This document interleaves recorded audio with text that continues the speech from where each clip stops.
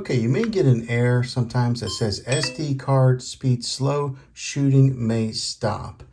Now, if you get that, the reason being is the SD card that you're using in your Pocket 3 is not the correct card. The one that you're going to want to use looks like this.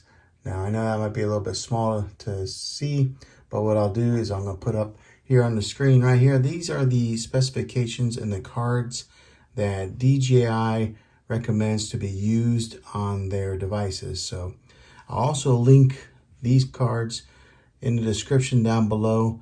That way you guys can find them and order them there. But that's the way to fix that particular notification that comes up on your screen, is to get a new SD card.